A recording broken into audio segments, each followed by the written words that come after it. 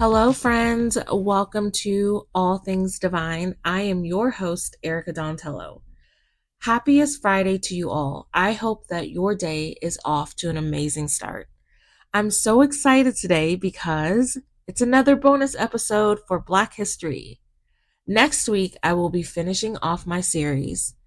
And I wish that I could break everything down in my ancestry, but I feel it would take an entire year to do this. So I chose the ancestors that really define my identity and truly explain my Black history. I want to thank everyone for the support of the series. When I started the series, I was unsure how people would react.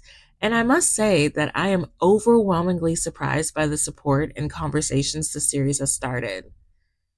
I did get some people who were not fans. And yes, you are correct. I'm speaking to those people right now and just some comments that I saw that I deleted. You are correct. It is your absolute American right to unfollow, unsubscribe, whatever. But that's not going to stop me from talking about Black history and my truth, which is the core of American history. I'm sorry, but I'm really not sorry. Now, our community, which is also known as the Divine Tribe, is here to help you feel safe and secure, deeply centered and grounded within your home. Your home is also your mind, body, spirit, soul, and physical environments. You are welcomed, accepted, and honored in our space, and together we will heal and grow our sacred space of home. So, with all of that said, let's get started talking about the Indigenous. Can we talk about the fact that I'm an ambassador for comfort clothing? I love this brand and I love their slightly weighted tranquil hoodie that helps with anxiety and stress.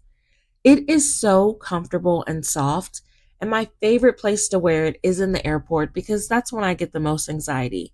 But honestly, it's my go-to hoodie. I love it so much that I got the sweats and I got it in other colors. Now let me drop a little tea. They are having a 60% off sale right now. And I want to give you a little extra off because, you're my friends and we share things.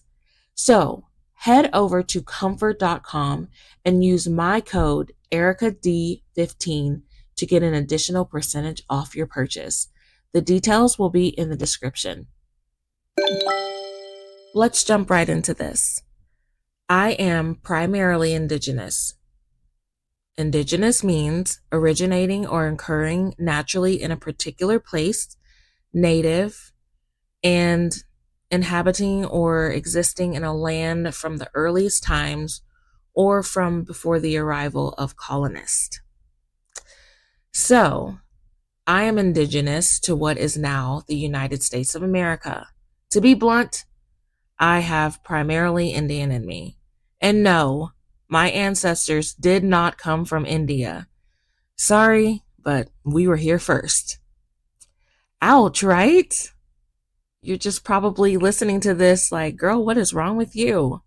And I don't mean to say it in a manner that would offend anyone, but it is frustrating because if you listen to my last episode, I talked about my European ancestors being the first of the colonizers.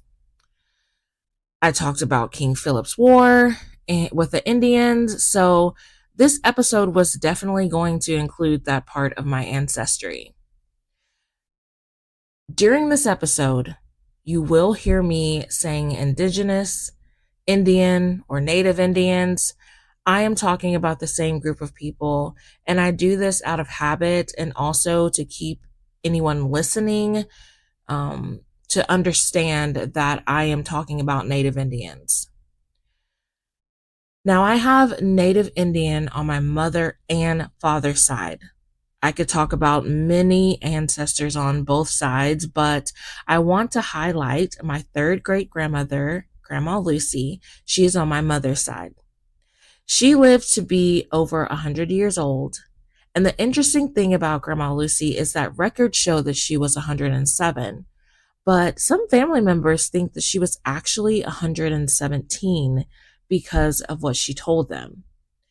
However, I can only go off of the records that I have before me.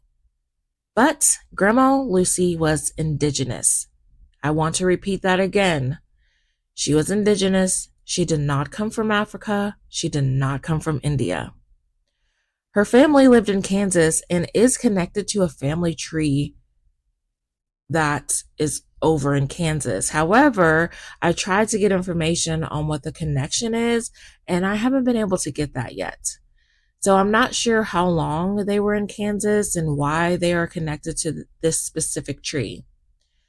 Some family members think that Grandma Lucy was Blackfoot, but I traced her to have Cherokee roots. I know that there are Blackfoot Cherokees, and it is speculated that a Blackfoot Cherokee refers to a band of Cherokee that had Black ancestry, most likely from the adoption of escaped slaves into their society. This band of Cherokee, however, has no connection to Blackfoot nations. Could that be Grandma Lucy? Possibly. However, I have tracked no African on her side.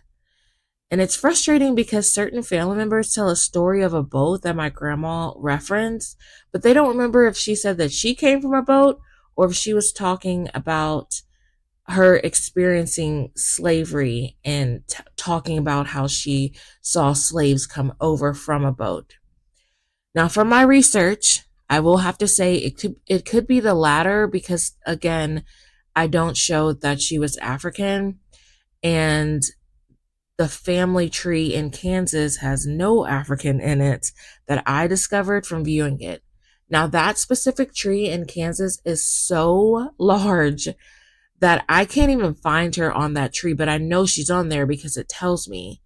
And I feel like it should take me right to where they're located and who they're connected to, but it doesn't. And it just irritates my soul.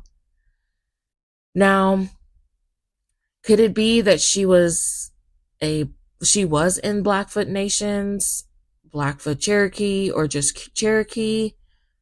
My research has traced her to being in Cherokee Nation.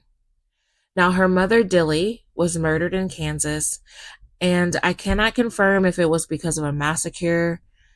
I just know that after she was murdered, I know that her father and siblings ran to Texas. They intertwined with other tribes, but those tribes were dismantled. So they eventually settled in southern Texas in a Black community. Well, some of them were in the Black community.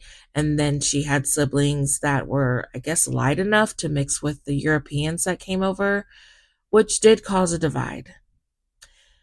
Now, Grandma Lucy, she was in the Black community, and her name changed several times. Now, I don't know how that happened because I only show her to be married one time.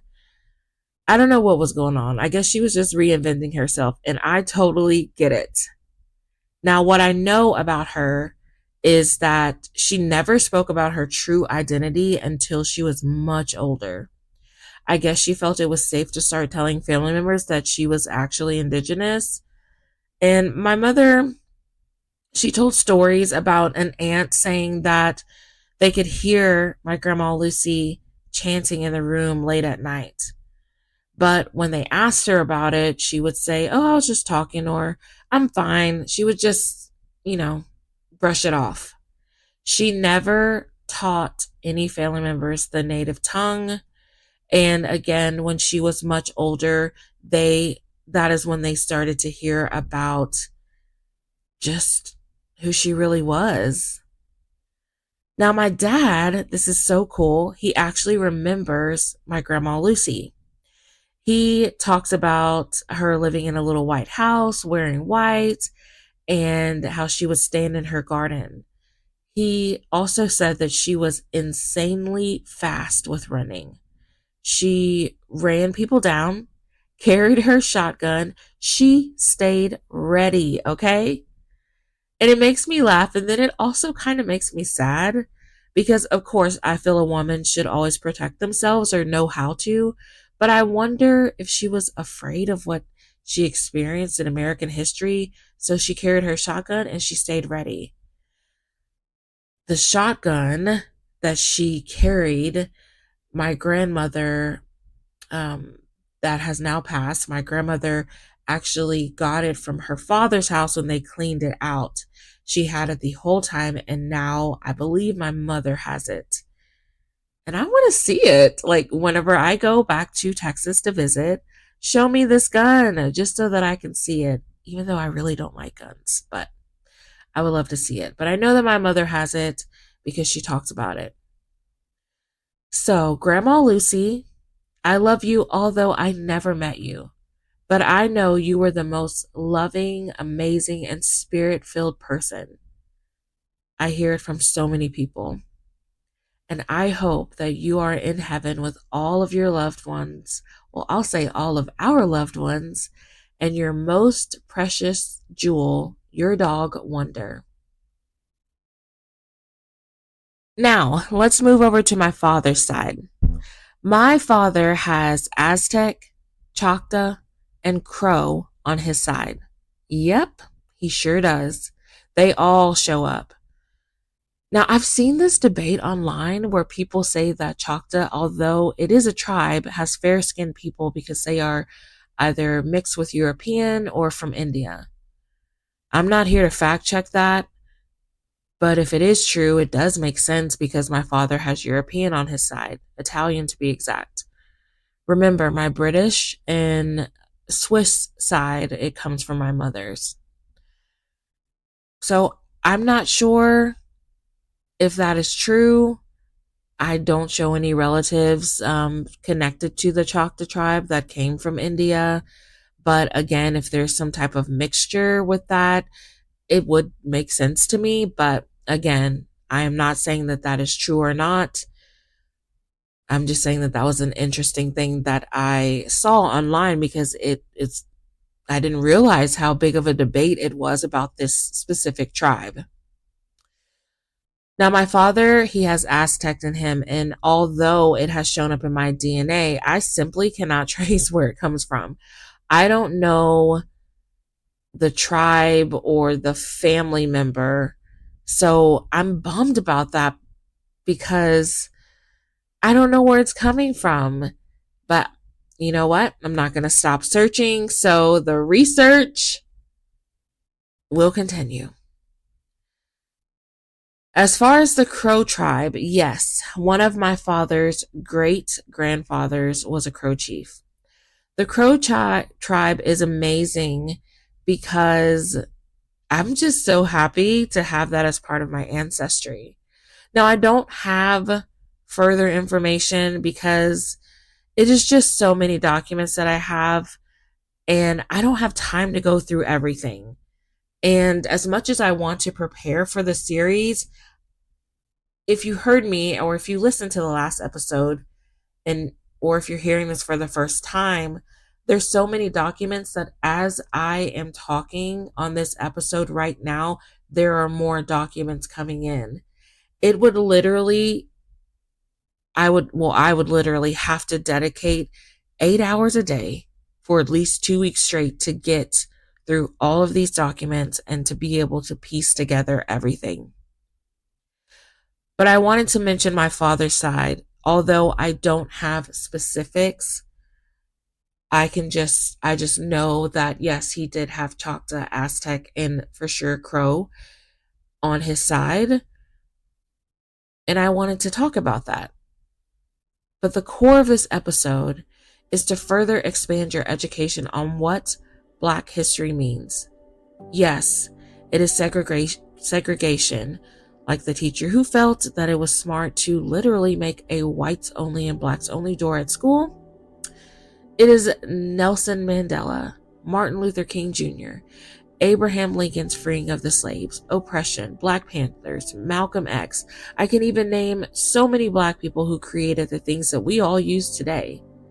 Hello, I just talked about Julian Abley of Philadelphia last week.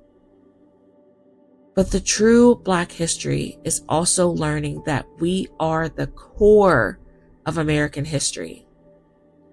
Now that might ruffle some feathers, and I really don't give a damn. because it's true. It's in my ancestry, and that's the purpose of this episode and series. Find out your history. I want to thank you again to my new cousins in Europe who helped me with the Peterware British episode. And thank you to my Indigenous cousins who are helping me piece together my Indigenous ancestry. It's been so much work, but worth it. And I love the connection. Now have a great weekend, everyone, and I will see you on Monday for another wellness episode.